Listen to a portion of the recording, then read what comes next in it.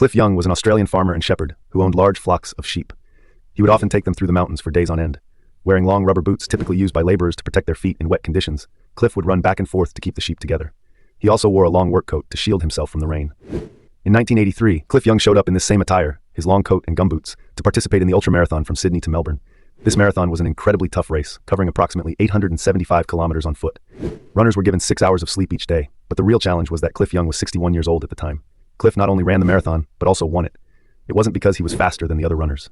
On the first day, when he started running in his long gumboots and coat, people burst into laughter. It seemed like a tortoise and hare race.